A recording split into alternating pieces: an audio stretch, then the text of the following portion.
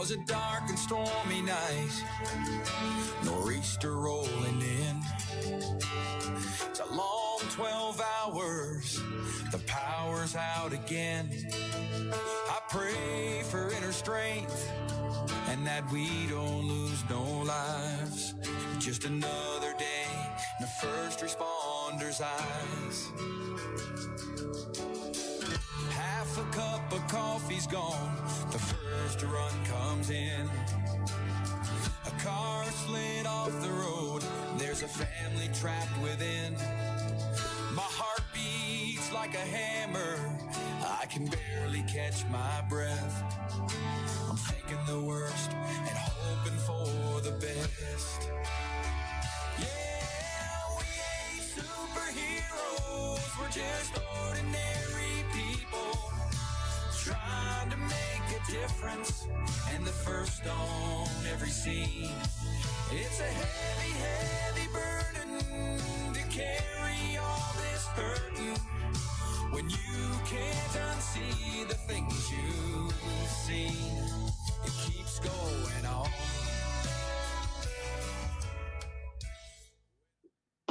Hey, welcome to the award-winning Mad Radio Show here in the Fishbowl. As you can see, I am Skyping in from my house. I am on COVID lockdown. Not that I got the COVID, but I am still waiting my test. I want to welcome everybody here to Do Not Give Up. Welcoming Sam Horowitz, my co-host, and our special co-host who's filling in for me today, Charles Hefe Clark. What's up, guys? Hey, John. How's it going? Hey, John. Not too bad. I can't see you guys. It's kind of weird. It is kind of weird. We can see you. Oh, that's all that matters, right? I guess. Yeah. All right, I'm going to watch you guys up on my phone. There we go. There we go. Sweet. Yeah. All right. So, just to give everybody a real quick rundown, man, I am feeling fine. I am not sick at all, but I was exposed to a couple other people over the last week or two that have tested positive for COVID. So to be socially responsible, I felt I shouldn't come into the studio until I get either a negative or a positive result back. Hopefully I'll get those back in the next couple of days. I went through one of those drive-through Burger King things, and they tell you to swab the inside of your mouth and give you a Happy Meal. I got my little COVID Happy Meal, but I got to say, I went to, just to give you a quick thing, I went to NRH2O. It's the water park down here where they got the testing site, and I got to just give kudos to everybody who's working at that site over there, because there were over 150 cars in front of me, and I'll tell you, I didn't wait more than 30 minutes to get through the line. They were the most patient people. They really did a great job filtering people through. They were very helpful with signing on and getting an appointment. So kudos to those guys that are working the NRH2O COVID drive-through. Hey, I got a question. They did a nice job. John, yeah. So they did a mouth swab, right? Well, what they do is they hand you this, you know those old people picker-upper things? Yeah. Well, they hand that thing, they hand a little bag to you. I felt like I was buying crack, They hand this bag to you filled with a test tube and a swab and a whole bit. But it's a mouth swab, right? Yeah, and then they just you go up to the next guy, and he just says, "Hey, listen, open up your bag, pull," and he gives you the directions real quick. Swab the right side, the left side, up, down, and then he says, "Just break it off into the test tube, shake the test tube, put it in the bag, done." That's not fair. It was real simple. That's not fair. See, I got my brain stabbed. I was gonna say you got your brain stabbed. Yeah, you got off easy, man. Yeah, why do you have to go all the way into your brain to find COVID? It's in your mouth. If we're coughing this stuff out, it's not coming from our brain. It's coming from our lungs. So Well, it's in your mouth. It's not in your brain. Yeah. Don't poke my brain. I thought. I would think that this would be like a mail order by now, based upon you waiting 30 minutes. Hey, mail order, it comes to your house, swab. Oh, kind of like what I tested my dog with the DNA test. Yeah. And then you mail it back. I mean, it takes a little bit more than 48 hours, but hey, you know who else deserves a big kudos? Our first responders here in the Bedford, Hearst, Arlington area. We had some wild weather come through last night. Yes. I Yeah. had an appointment before coming over to the studio, and people were sharing pictures. And there are still cars trapped in. There was a drive-through and a tornado touchdown, and the cars are still there. The people are out. A big shout out to all the first responders who, they answer the call. They're out and about with tornadoes touching down all over the place, making sure to get the people extricated from accidents. Lots of roads still closed, clearing debris. So folks, please watch out for our first responders out there and our road crews. So we still have road crews out there for the cleanup. And And that came on pretty fast. Yeah, That came on without warning. Yeah. Really. yeah, it really did, because I didn't see anything popping up in your area. For those of you guys who don't know, John and I live about almost an hour, at least 45 minutes apart. And we didn't have anything like that out in Rockwall, not even close. And so driving in here, I was like, why is this road closed? What is it with this detour? Why is the traffic so slow? And come to find out there was some scary stuff over here last night. So, I don't know what it is, reminiscent of the tornado that touched down in my area over day after Christmas couple years back, and now we've got tornadoes that came down last night just before Thanksgiving, and as if things resources were not spread thin enough.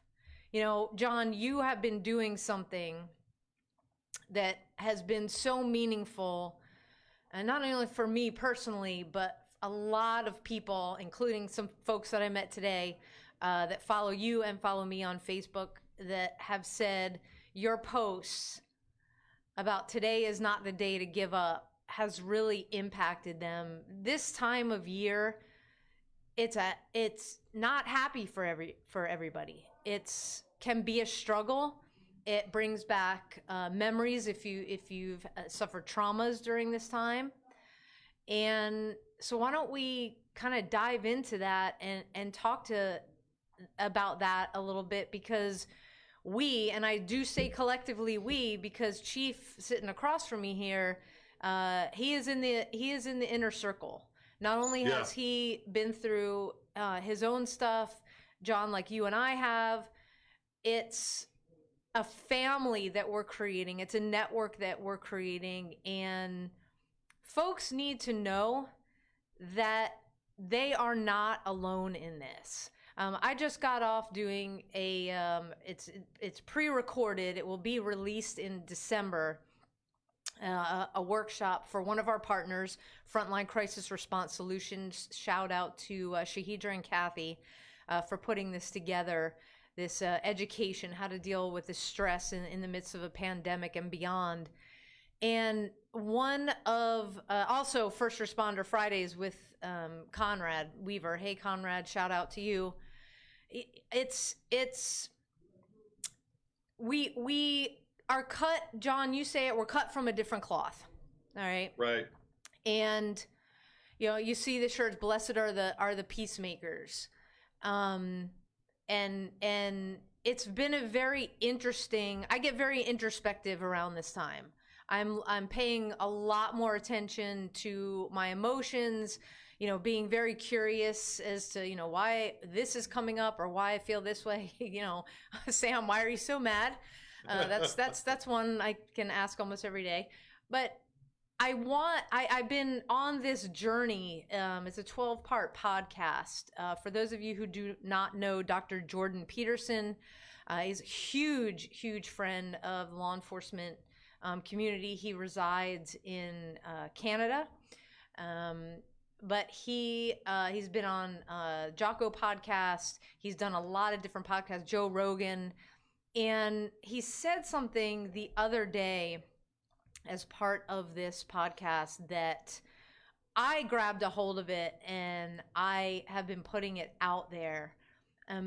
The time for people to answer the call to be part of law enforcement, fire service, EMS, 911 dispatch, whatever first responder career you're gravitating to, we're not in a great time right now. We've got defunding the police, all over the country. We've got dispatchers that are literally hanging on by a thread because they're so overworked. And I want to give you guys that are listening a personal message. And like I said, this is, I'm not going to do it justice like Dr. Peterson does, but he basically said, and this goes back to the beginning of time, as in like the Bible, when humans were first on this earth. And what he was talking about was you had society, and it was very segmented. You had a section that were considered, high priests or people that in the know, if you will. And then you had a certain section, and they were the protectors. They were the ones that no matter what was going on, when the chaos reared its ugly head, when the demons came, the dragons, when they needed to be slayed, people answered the call. These certain people answered the call, and it can be traced back that far. Okay, so I want you guys listening to think about that. If you're a first responder, it is not an accident that you are in the career field that you were in.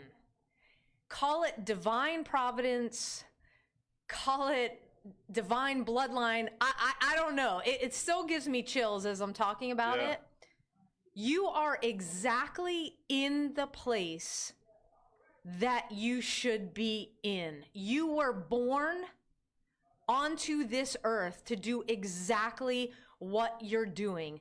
And nowhere in any of the stories with these battles, again, going all the way back to biblical times, nowhere does it say it was easy. It always says it was hard. It always says there was another war that you had to answer to. It always said there was another town that you had to protect. But it was always you. And it was your ancestors after you. So it is what you came from. And I want you to take a little bit of solace in that. Now, you may be thinking, well, gee, Sam, what about you and Chief and John? You're retired. Yeah, that's the lineage. Because you got people that come, we serve, we hang up our badge, our gun, our whatever it is, and then we leave it to the next generation. And whether that next generation are our direct descendants, so our children, or maybe not, we're all related in a way that our hearts, our being is called to serve. Sam, if I don't want to interrupt you, but you hit on such a fine point where with the lineage, you think about a thoroughbred horse. Are you there? Yeah, I'm here. Oh, okay. Yeah. You think about a thoroughbred horse that has a bloodline that dates back, centuries sometimes. We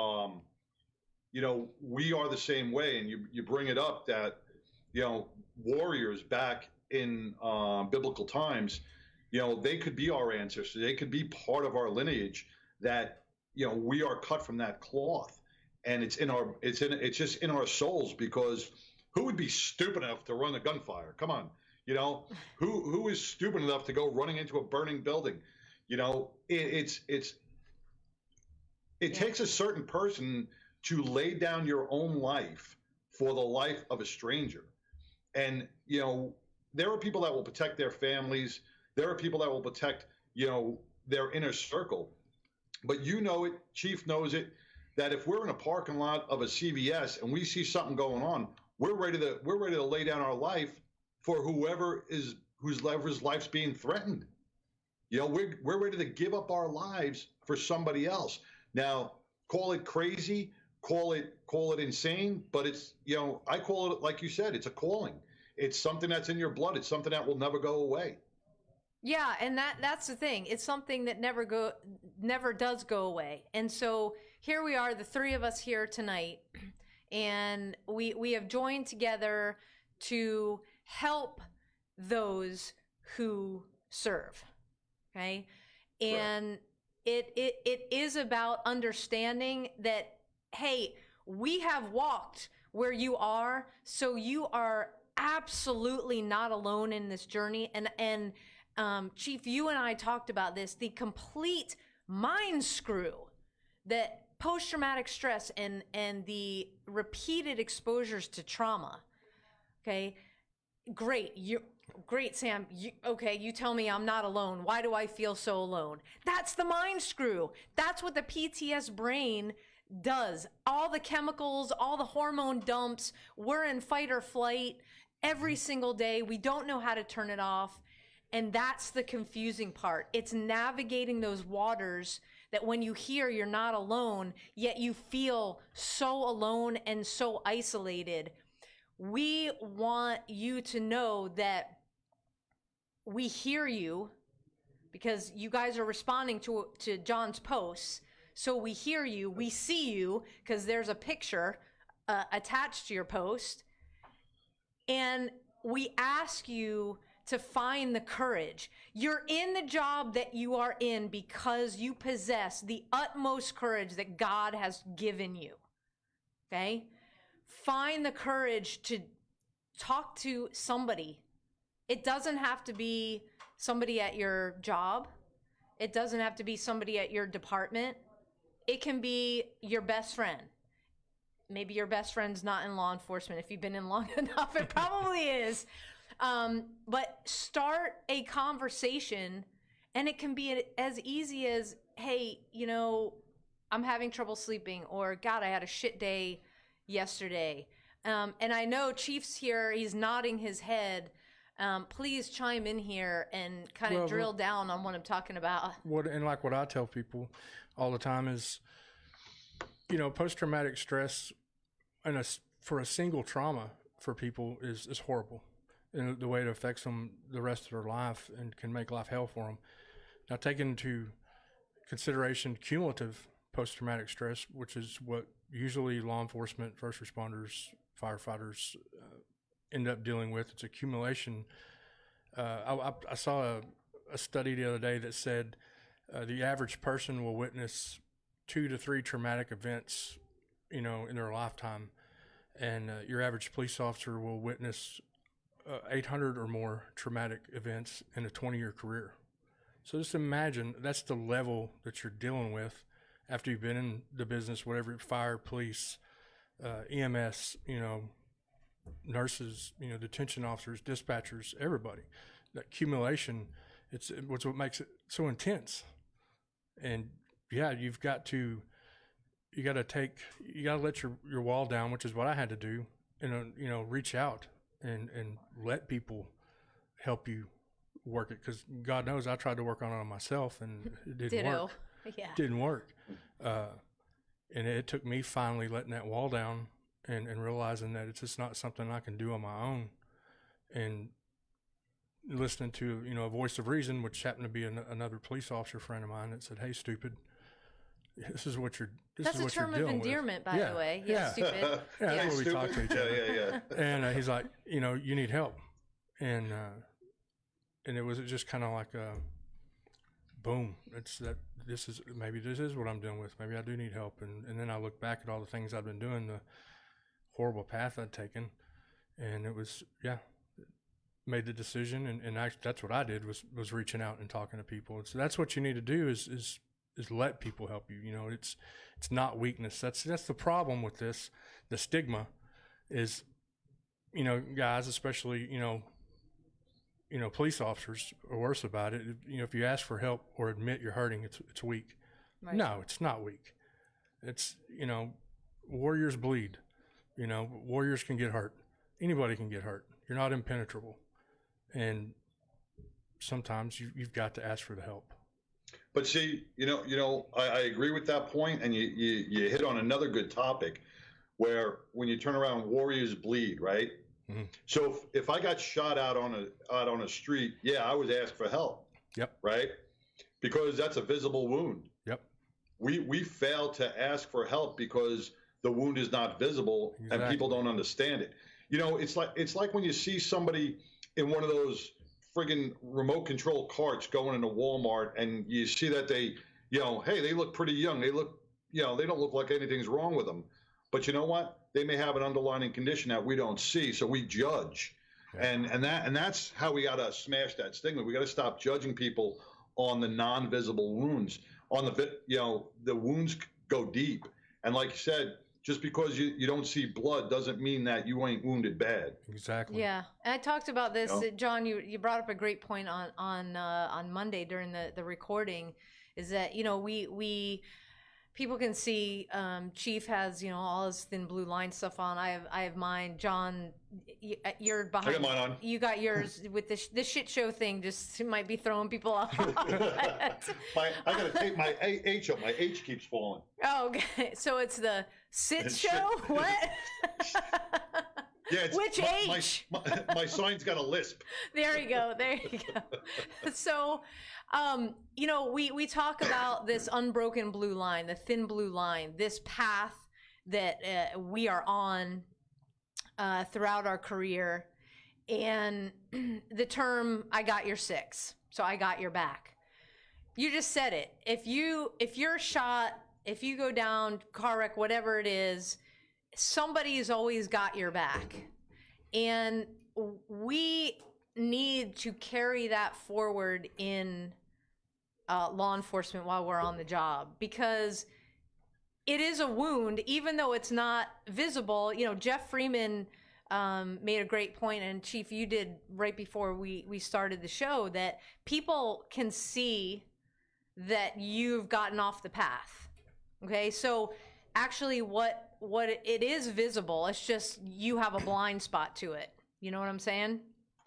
So if other people are seeing it, maybe you're not seeing it, it still is visible. And what is it about, when we talk about, you know, and I'm calling it mental wellness, what is, you know, if we're not well, why does communication break down on that line? Why does everybody almost like step off that line, like, oh, you know, he or she, you know, just let them, they're dealing with stuff? It's fear. Why? Sam, it's fear. Well, elaborate on that. Well, why would your buddy be afraid to ask if you're okay? It's a normal human reaction, because the education is not there. The knowledge is not there. So when someone is uneducated or doesn't know how to act, if they see somebody in a mental crisis, what they're going to do is they're going to be like, he's got problems, just leave him alone, let him deal with it. Once again, and I hate to keep bringing up Walmart, but it's just a great segue. You know, if you walk through Walmart and you see a mom scolding her kid or yelling at her kid, you know, most people will just sit and watch and look. They're not going to say that, hey, you know, you shouldn't yell at your kid like that. You shouldn't curse at your kid.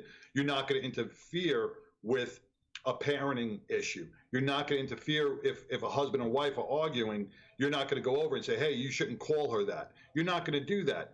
It's just a natural it's a natural barrier that a lot of people have, that when it comes to mental stress, people walk away from it because they are not knowledgeable in it. They don't have the education to learn about what PTSD is. And I think we are bringing that forward. And I think we've come a long way, where now, even, you know, back in the day, in our academy classes, we didn't have this. We didn't have go help somebody who's having a mental breakdown. You know, it was suck it up. We all know that whole that whole past. But now you see some academies, some police departments are really forging forward and trying to make a difference and trying to bring to their office that it's okay not to be okay. They're really pushing the mental health. Maybe they're not all doing it in the correct ways, but they are bringing it to the surface, saying, hey, we do have an issue here, but not everybody knows how to handle it just in that correct manner. And we're, like I said, we are moving forward, and that's a huge step for the post-traumatic stress network, because we see it over and over and again. And it's you know, now when you talk to somebody about post-traumatic stress, at least they know what the hell you're talking about. Yeah. You know, you go to any cop on the street and say, hey, you suffer from, no matter what you bring that up to them, they will tell you what it is, and they'll tell you that either they're fine or whatever. When we were in the academy, you talked about post-traumatic stress. We'd be like, oh, I wasn't in the military, you know, it's just, so now, at least now education's getting out there, and we're bringing it to the surface. I want to add something onto what you mentioned, the fear, and why it's, you know, hard to I guess get people to get help and reach out. One of the things that I've experienced and I've found is when I've talked to friends or, you know, fellow officers that are still in the business, and I see, you know, I hear that they've been involved in something, or I see that, you know, maybe it's the time of year, something's catching up with them. They're having a bad day. You know, you can tell sometimes by social media posts like mine. You can certainly tell when I'm having a bad day by watching my Facebook. But, you know, the problem is, though, is like you reach out to them. They're like, no, I'm good. That's their first response. No, I'm good. And too often people will accept that response and then move on. You know, he'd tell me, he'd let me know. No, that's not how it works. It's 9 times out of 10, they're going to try and maintain that wall of toughness to not appear weak. So they're not going to miss. And like I've had to do several times, I've almost had to be pushy about it, you know, and I've almost, you know, had to be a dick about it. Say, hey, no, you're not okay. You're struggling with something. I can see it. I can hear it. You know, damn it, you got to talk to me. Tell me what the hell's going on. You know what? I'm going to jump right in on this, Chief. I'm going to jump on this because, to me, I mean, I agree, but you know what? Wrong approach for me. Because I know if you started pushing me like that, that would trigger me because I suffer from anger issues. Oh, I do too, and but you know, I'm talking about with people I know personally. No, I'm not going to take that approach. I agree. Somebody I don't know, because they can get angry with me, and I'll get angry right back. And you know, we can go out in the backyard, and I can explain to them and show them physically what their problem is. If you kept pushing, what we have to do is we have to educate people enough to be able to say, hey, look, just in our circle alone, if I turned around to and I'm gonna throw 12 under the bus. Brian Wilburn, you know, I'll call him up in the morning and I'll say, hey, you doing all right?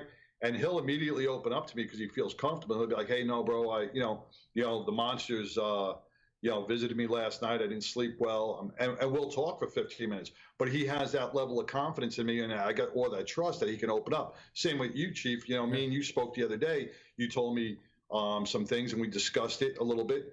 You know, and that's what we have to get. That's what we have to get every law enforcement officer out there, every first responder out there, to be able to open up, to be able to say, you know what, I'm not going to say I'm fine. If I'm not feeling fine, I'm going to let you know. You know, we got to build that trust. But you know what, when we start pushing the issue, we got to be careful we don't push somebody over the edge. Because I know if you, even a friend, if they kept pushing me, I know I would lose it. I would definitely lose it. I would feel like I'm being backed into a corner. Oh, and that's interesting because I would be just the opposite. For me, you know, I hid everything. I completely withdrew, and I really needed somebody to kind of get in my face. And luckily, that was my therapist who did it in a way where it didn't feel threatening. So that, you know, everybody's different, but I think the education and Tina, is chiming in here. We must start at the academy level, teaching the new officers. Absolutely. I think we need to make this mental wellness and resiliency and, you know, courage and all, you know, throw it all in a big bathtub, whatever word comes to mind, strength and durability. And we need to make that part of walking that thin blue line. Do you know Tina? Do you know who she is? I don't know who she is, Tina's but she's making great comments. So thank you, Tina. She is actually with the Blue Wall Institute. She's a law enforcement psychologist. Oh, okay. A good friend of mine. She's out of Florida. She's just a plethora of information. She's a genius when it comes to the topic, and I've confided in her so many times, and she's picked up the phone for me late at night when I was struggling. Has always been there to talk to me. She's an amazing person. Yeah. Well, man. thank you, Tina. Yes. Chief just set the bar really high because he used the G word, genius. So, I like the plethora you use. yeah. How did you say it? I don't. Plethora? Give me Plethora? big words. Give me a headache, but I try to use them every now and then. That's good. I like that. So yeah. I looked it up in the dictionary. Hey, well, no, Sam, I don't want to. I mean, we're rolling, and I really want to get into the do not give up. If you don't mind, if we can push forward into that. No, today is not the day to give up, and I think everything that we're talking about goes to that. Is what you hear us talking about is that safety net, if you will, that no matter what, you build your strength. You know, you don't grow muscles overnight. Right? Our brain is a muscle, whether it needs to be trained for the first time, retrained, call it whatever it is. So you've got to, number one, and a really good friend taught me this a long time ago, you got to get off your own damn back. Okay? You got to give yourself a break. You got to give yourself a little self-care and cut yourself some slack.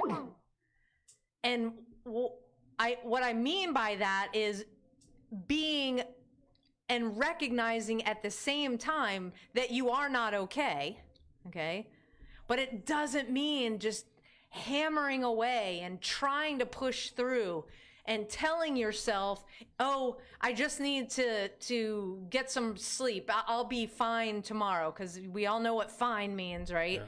Hey, Jeff Freeman, I know you're listening. So, yeah, I'm not talking about that. I'm talking about taking a couple minutes, an hour, really recognizing that you are not okay, and then making the commitment and having the courage to reach out and make it somewhat okay. I'm not talking overnight cure. You're building your resiliency every single day. And John's messages that he is putting out on Facebook, you know, whether it's through the Mad Radio page or whether you're friends with John directly, you got an incredible inspirational phrase saying, quote, and he always ends it, today is not the day to give up. If I gave up, I would have let go everything that I have learned since 2003 to put me in this seat, to be able to do and carry forth the journey that I was told to do, because as I was pulling the trigger on the gun that was to my head, and the big man upstairs said, hey, Sam, it's not your time, and then sending my dog to interrupt it a second time, if I had ignored that, I wouldn't be here. If Chief didn't listen and recognize the signs, he wouldn't be. There's always here. Reasons to and you had quit. I'm sorry to interrupt, but you had, for me, when I listened to your story, and I'll let you do a little recap, my heart like breaks for what you went through, because you were subject to the ultimate betrayal by our brothers and sisters in blue. And if you guys missed the previous show, I'll let Chief explain what I mean. It's the stigma. I don't hold any animosity towards them. They were basically working off at the time of what they knew, and the stigma of PTS. I was at the worst point in my life with PTS where I hadn't realized it, and I was struggling and making bad decisions and being stupid, and they were sent out to do a welfare check on me, and instead of doing a welfare check, because they knew of my background, they sent multiple units. Long story short, they'd ended up surrounding my house, wasn't there, found me at a bar down the street, and ended up surrounding the bar and calling me out, and in a nutshell, ended up breaking my wrist and fracturing my collarbone. Yeah. It's kind of like they thought, because of PTS, that it was going to turn into the OK Corral. Like they thought I was just going to go mad crazy and pull a gun and start shooting when in fact I had actually told them, I would cooperate 100% and I was unarmed. But you could hear in the officer's voice that was giving me the felony commands for the felony takedown. You could hear it. It was like he was expecting it to go south any minute. So they reacted to lack of training and lack of understanding at the time. This was 8 years ago, and luckily we're making strides and learning more, and law enforcement officers and administrators are getting educated more, and they're understanding it, and the fact that just because somebody has PTS doesn't mean they're going to pull out a gun and start shooting or be violent. Like I've said, 90% of the time they're going to cry on your shoulder.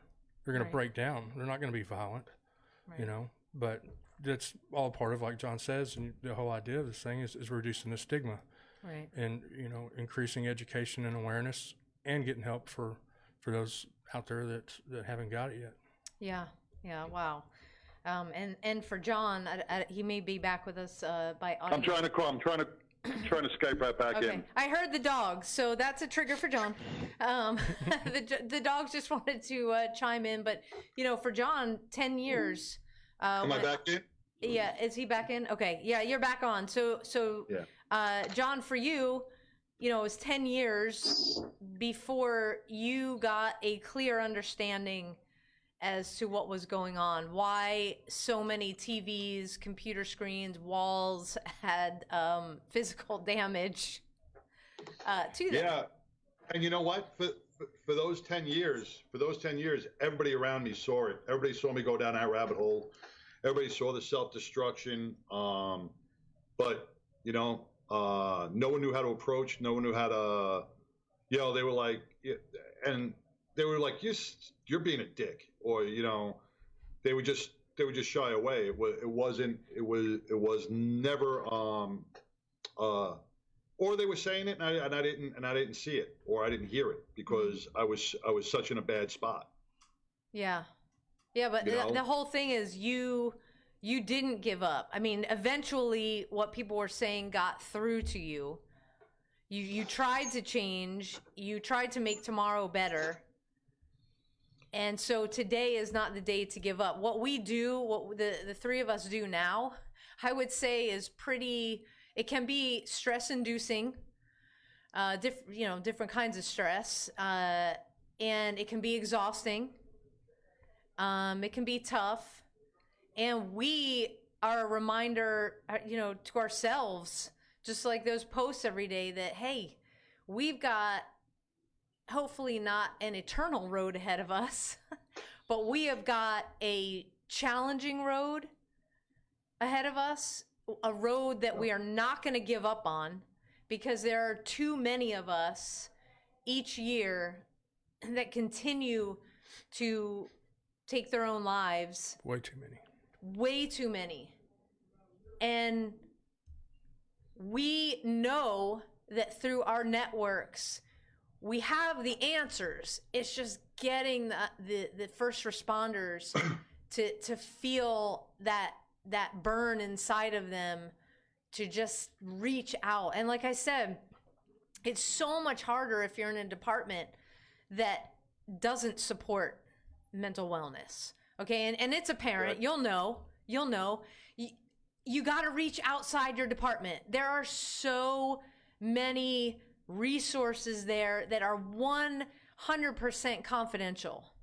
I have met officers that have come up to me after I've spoken at whatever conference that have said, Sam, thank you. And yeah, I'm one of those folks my department doesn't support. I know that something was off because I did not feel that enthusiasm, that, ready to rock and roll, that charge that they would have every morning putting on that uniform. It wore off, and they found themselves in like walking in one of the officers told me it was like walking in a valley. He had been to a couple of peaks. He knew what it felt like, and he was just in this valley for the longest time. And he went outside his department, and he was getting the help he needs. And nobody, not even his partner, knew that he's getting help. And it was huge for him. It turned everything around. If you're looking for help, Just put it out there right now. Go to abadgeofhonor.com.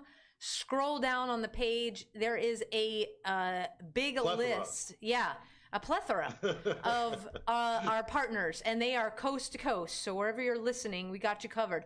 You can click on any one of those logos, and it'll take you to the web page.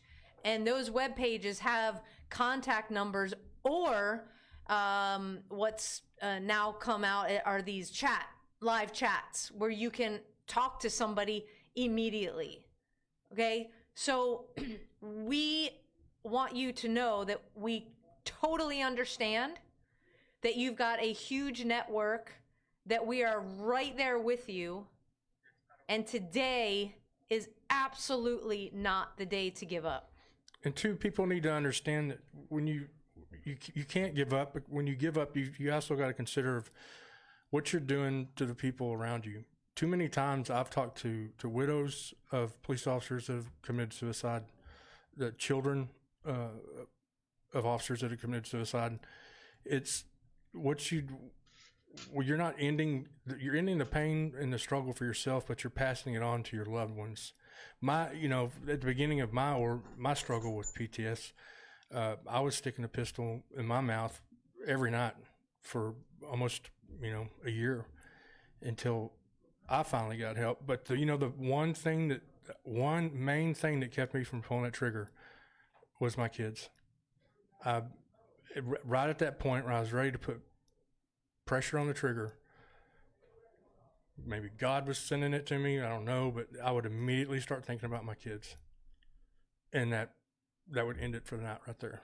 I'd put the gun down every time. That's what stopped it for me. So people need to consider what you're leaving behind and what you're doing to those you leave behind, and how it affects them. Is another reason why it's important to never give up. What you got to do is you got to make sure you don't get so down deep into that rabbit hole that you can't see what's around you. And that's the big thing is, it's like catching something early. You got to be able to catch it early, because once you get so deep into that rabbit hole, you know what? And you don't see your kids anymore. You don't see your family. You don't see your friends. You just see darkness all around you. So we as educators, we as public speakers, and as past first responders, we have to bring that knowledge to those saying, hey, we can't let you go down that deep. You can't go down that deep in that hole, because it's hard to get out when you get that deep. Yes, it is. And I'm going to share something with you, since we're being open, and I'm going to share, and maybe this will make somebody else share. But you know why I started that? Today is not the day to give up. Tell us. Because that day I was giving up. Wow. Yeah. Yep. And I said to myself, you know what? Today's not the day. And I said, you know what? I'm going to share that. I'm going to share that. Maybe it will push somebody to do the same thing. Because we all have battles, man. And it made me think, no matter how bad the battle is, no matter how bad the fight is, we'll get through it. We'll get through it. And you know what? There is always somebody there. There is always a phone to pick up, a text message to write, and there's always someone there, and you always got to think about that. And I don't think if I didn't have the network of friends that we are together with, and if I didn't have this knowledge, well, you know what? That day may have been that day. But because of all of you, because of the strength that you give, because of our mission that we provide for everybody, you know what? That day was not the day. Wow. Thank you, John, for sharing. I know that hits. That does hit. I mean, I don't want there to be dead air, but in a way, I kind of want there to be dead air. But you know what? If we're going to be here and ask people to open up and spill their feelings and talk about their feelings, hey, I'm going to do the same thing. I'm going to spill those feelings. I'm going to tell you what I was feeling. but I'm also going to tell you what got me out of it. It was the knowledge and the support, and it's the asking for help. And that's what got me out of it. And it's just, we could talk about it, and, if someone else sees that you were there at that point, and all of a sudden they say, how'd you pull yourself out of it? Well, I just thought to myself for a second, and that was it. And that's all anybody has to do.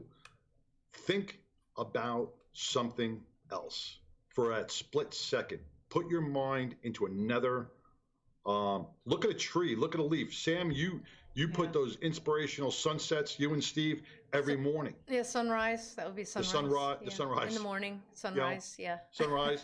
But you know what? Those brighten up people's day.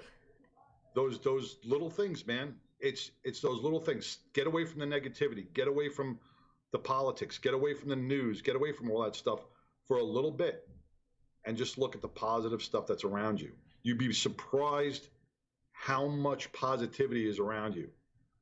Amen. The negativity, the little bit of negativity that's out there drowns out so much positivity in our lives that we can't even see it. We feel like we're overloaded. There's more positivity than negativity around us. Absolutely. Absolutely. That sunrise is part of, was part of my healing journey. That, one of my off the couch strategies that I learned in therapy was to reconnect with things that are bigger and outside of ourselves. And my walks just got earlier and earlier and earlier, and watching the sunrise every morning. And I don't think I've missed a sunrise, maybe here and there because I was on an international flight or something. But I don't think I've missed a sunrise since probably end of 2003, 2004.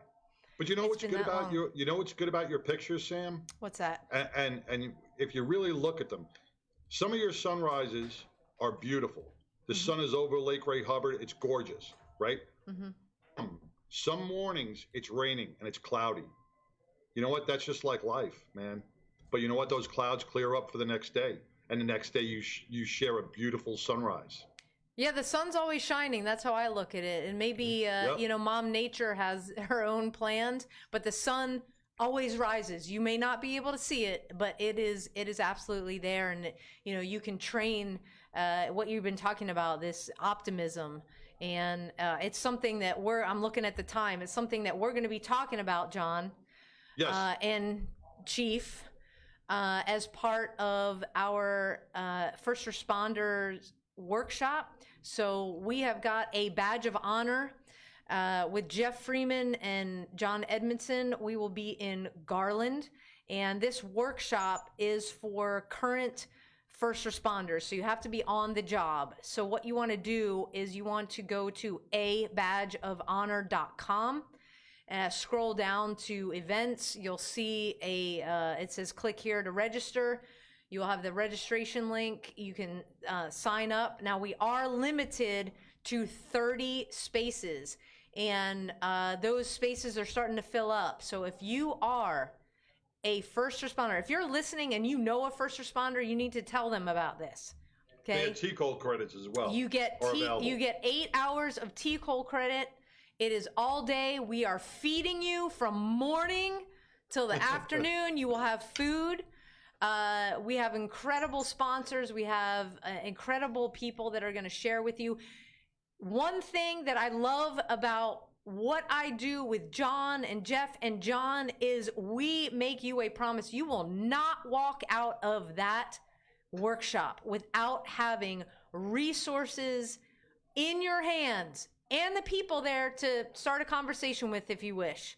But you will not leave there empty-handed. You will be able to, if you needed to get back into your vehicle. And if you needed to do a stress tactic that we go over, you will be able to utilize it and know how to do it. That's how effective, that is the feedback that we are getting every time we do these workshops. And thank you, Garland PD, and thank you, Perimeter Behavioral Health Hospital, for seeing the value in having to bring back these workshops and do it live. Yep. Zoom is great, but it does not take the place of being able to look at our first responders, look in their eyes, see the hurt, offer them the help right then and there, and see the relief on their faces as we go through, and John Edmondson from Healing Springs Ranch, as he goes through all of the exercises and really cool things. So preach it, sister, preach it. yeah, so we're just 1 minute over. Hey, John and I want to thank you guys very much. Every week you tune in, you comment, you bring so much, you feed our passion for putting on this show. And because of COVID, the pandemic, things are still changing. So we are moving out of the fishbowl. Yes, our little fishy gills are jumping out of the fishbowl, and we will still be streaming live on our YouTube page and Facebook. But the day is the same, Wednesday night, but the time is different. It is 7 p.m. Central Time. Okay, so Wednesdays, 7 p.m. Central Time. And we start next week. Until then, we want to wish everybody a very happy Thanksgiving, to all of the first responders out there. We are praying for you every day. We have your back. We've got your six. And today is not the day to give up. Chief, thank you for being in studio with me today. Thank you for having me. You bet. All right.